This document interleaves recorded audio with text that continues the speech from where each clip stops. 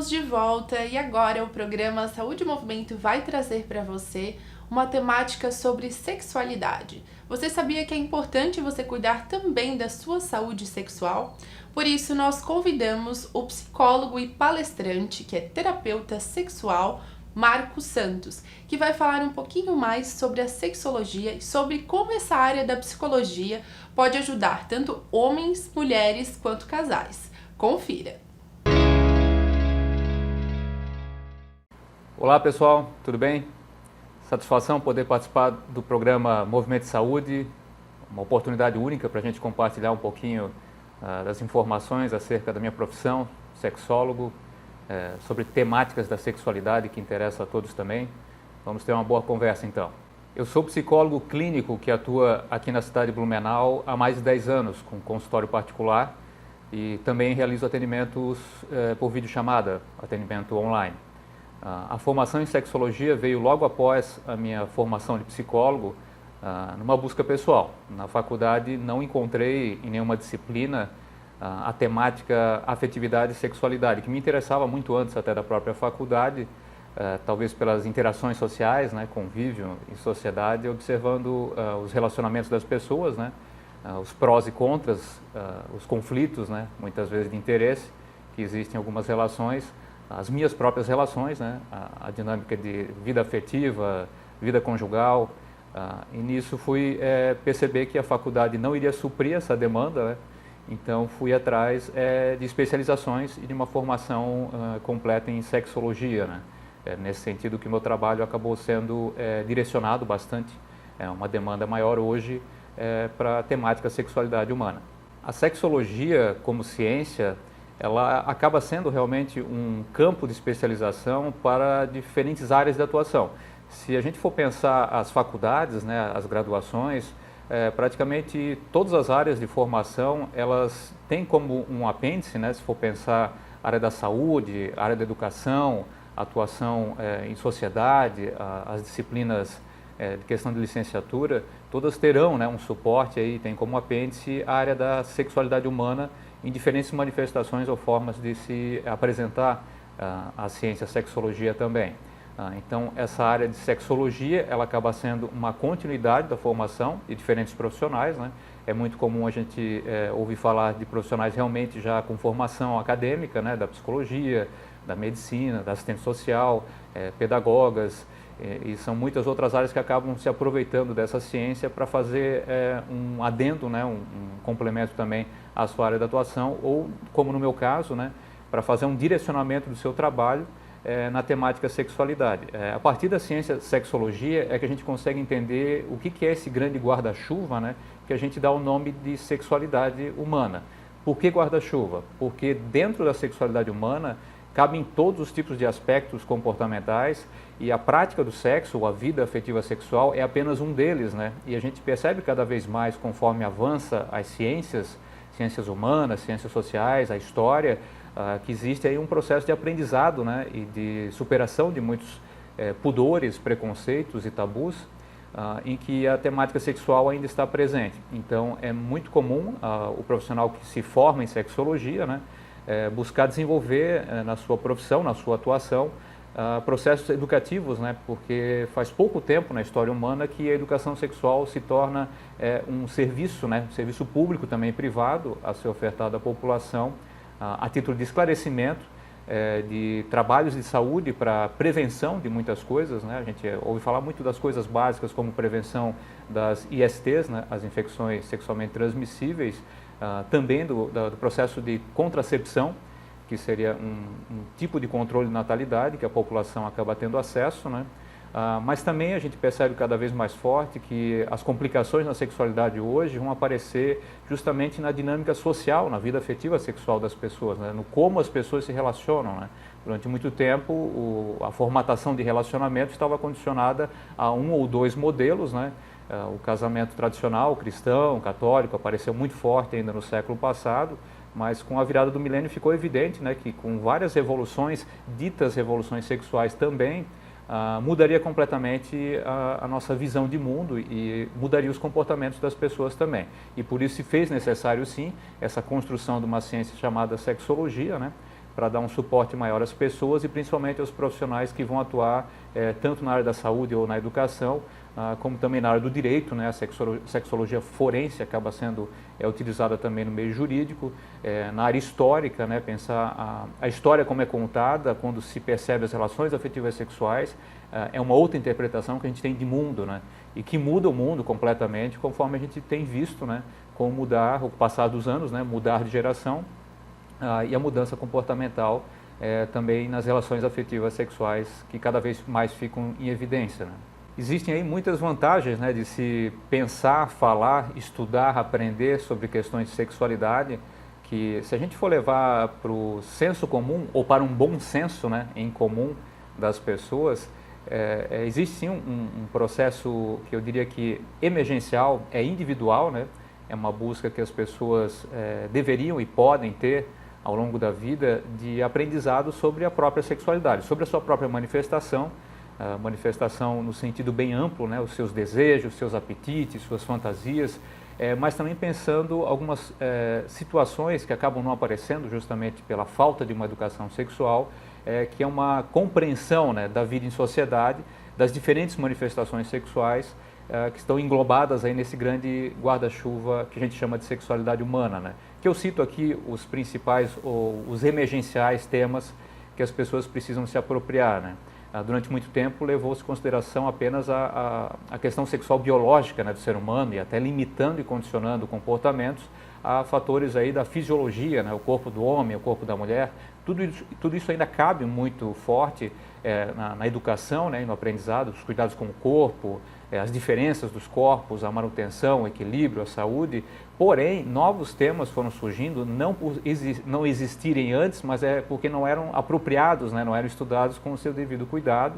Existia até um preconceito para se falar, como, por exemplo, tratar da orientação sexual, né? As diferentes manifestações de orientação sexual que a gente percebe presente na natureza, também na natureza humana, né? As mais básicas conhecidas, né? A homossexualidade, bissexualidade, heterossexualidade.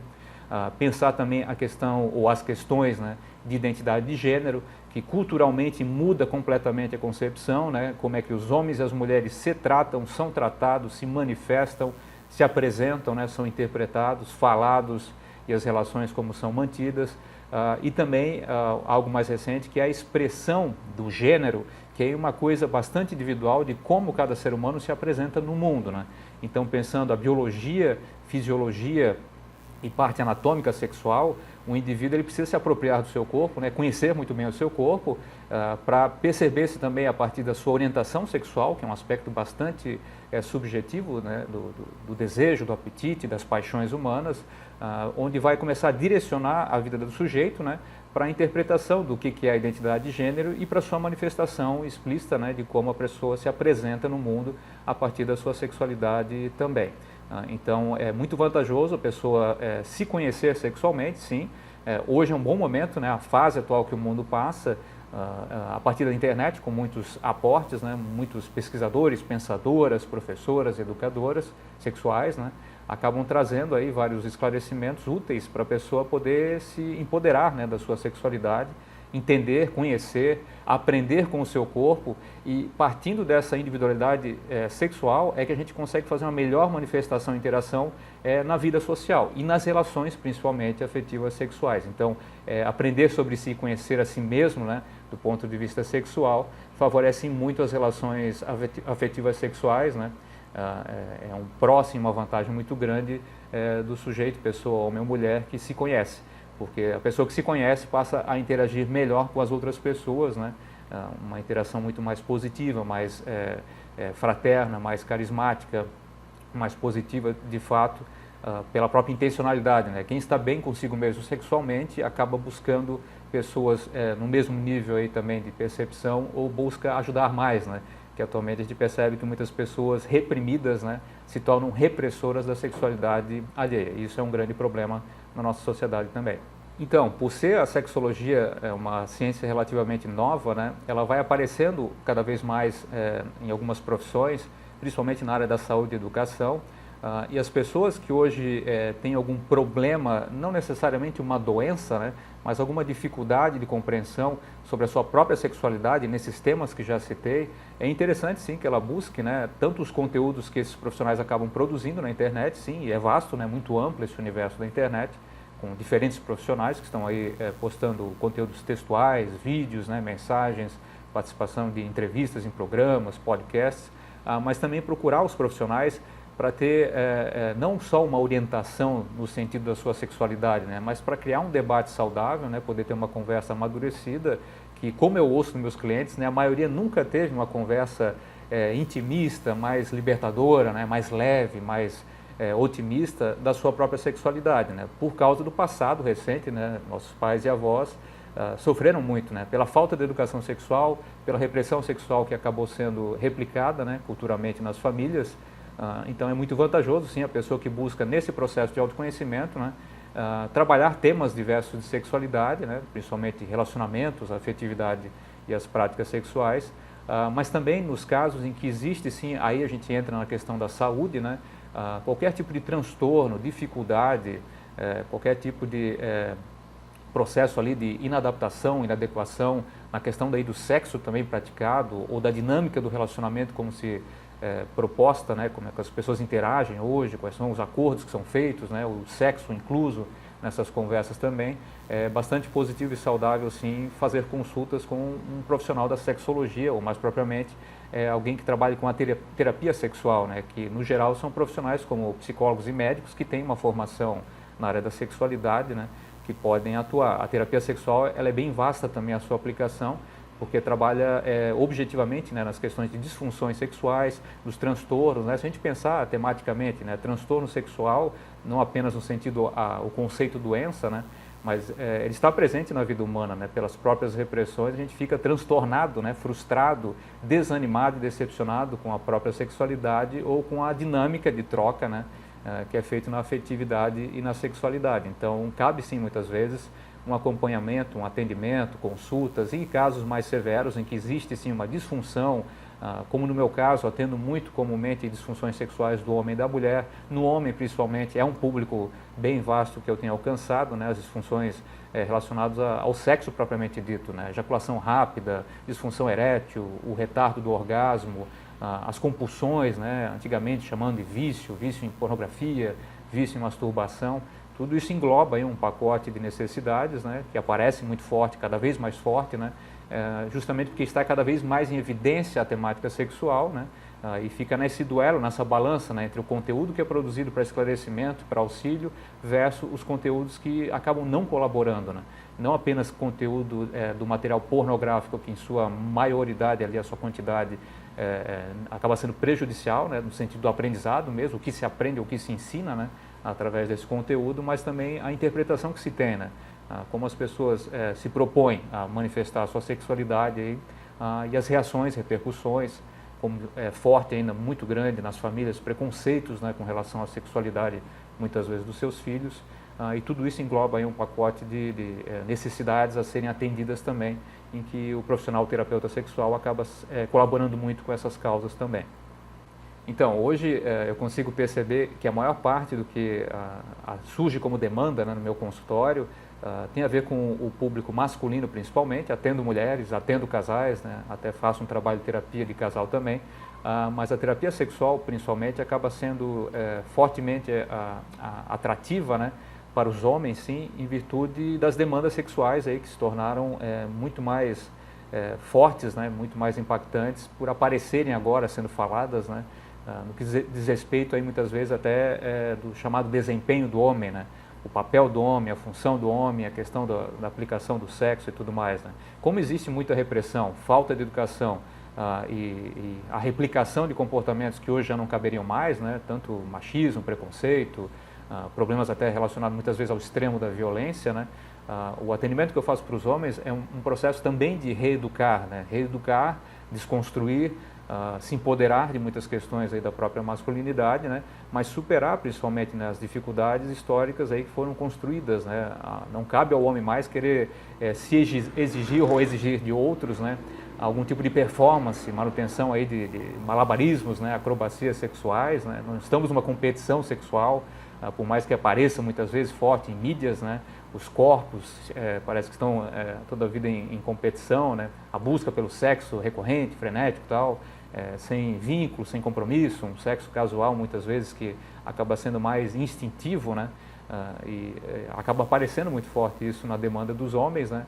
Mas principalmente por eu atender e oferecer isso publicamente, né? As queixas principais acabam sendo relacionadas assim ao ato sexual, as dificuldades e disfunções sexuais que o homem apresenta. E até é engraçado que muitas vezes são as mulheres que buscam, né, o meu atendimento, porque o homem muitas vezes se bloqueia, se reprime, né, por até um preconceito ou orgulho de ir atrás de um profissional. Então as suas namoradas e esposas acabam encaminhando para mim, né? E funciona bem também, de certa maneira elas mediam esse diálogo e depois que eles superam a primeira barreira, né, de poder conversar com um profissional, aí se soltam, relaxam e começa um processo aí de aprendizado, descoberta e também de superação, né, da sua dificuldade ou disfunção. Além dos homens, né, aparece muito forte hoje a questão da formação de novas parcerias, né? Eu atendo muito fortemente casais, duplas que se formam, namorados, noivos, né? Hoje fica até difícil querer restringir, né, o rótulo, o título ou nome que se dá a uma parceria afetiva sexual, né? Eu gosto até de muitas vezes usar essa expressão parceria, né, sociedade afetiva, as relações abertas que surgem aí como proposta, né, casamento aberto, outras formas de se relacionar, formas de amar muito mais amplamente, né? Uma desconstrução realmente de modelos repressores. Então aparece sim muito forte a questão da afetividade, né? De como as pessoas manifestam essa vinculação, essa aproximação, a experiência de morar juntos, né? Sem estar casado ou na busca de ter filhos necessariamente, né? Esse pacote que nos foi passado historicamente do casar, ter filhos, né? Viver esse modelo tradicional, ele está sendo diluído, né? E ele continua existindo, ele ainda é uma parte também importante, né, das relações que existem, mas ele vai ter um espaço a ser ocupado, né, e cada vez menor, para dar espaço a outros tipos de formas de se relacionar, e as pessoas, novas gerações vão surgindo e vão se adaptando, e isso é importante a gente também se adaptar no sentido da aprendizagem, né, aprender sobre os filhos, né, e netos, o que eles estão fazendo nessas propostas novas de viver junto, mais pessoas morando juntas, mais pessoas se relacionando também, menos preconceito, menos tabu, menos repressão, e se engana quem acha que isso é uma libertinagem da sexualidade, né? Ao contrário, isso acaba sendo até uma forma de ampliar o espectro do respeito, né?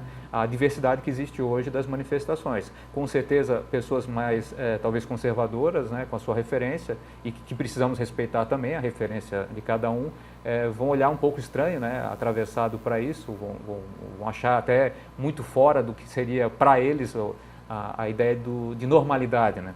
Mas quando a gente estuda a sexualidade humana, não existe uma normalidade para ser seguida a uma cartilha, né? Existe muito mais um respeito àquilo que cada pessoa sente, pensa, né? Aos desejos individuais e respeitando a regra dos direitos universais humanos. Eu acho que isso que vale muito mais, que cabe muito mais no nosso tempo, né? Para a gente conseguir viver em sociedade e viver muito bem e plenamente a nossa afetividade e sexualidade também. Eu agradeço então a oportunidade de participar do programa com vocês, aqui fico à disposição para encontrar o meu contato nas redes sociais, pode buscar por Conselheiro Sexual, todas as redes, Instagram, Facebook, estou lá disponível para a gente conversar, trocar mais ideias e compartilhar um pouco mais da minha experiência. Muito obrigado, abraço para todos. Muito bacana, né, gente? Como é importante nós darmos atenção também a essa área da nossa vida. Porque, aliás, né, a sexualidade faz parte da nossa vitalidade, faz parte da nossa saúde e para que a gente, né, viva em harmonia tanto na nossa sociedade quanto nos nossos relacionamentos, nós precisamos olhar para nós mesmos, principalmente para fortalecer a nossa libido, o nosso desejo, né, saber aquilo que faz bem e também aquilo que não faz mal para cada um. Eu quero agradecer a sua companhia durante este programa e também a sua audiência e, como sempre, o seu carinho. Quero fazer um agradecimento especial aos nossos patrocinadores e aos nossos apoiadores. Se você gostou deste look, você pode encontrá-lo na loja Roselena Moda Mulher e eu quero agradecer ao Spa Líbios, que foi quem produziu a beleza deste programa. Eu te espero até o próximo programa.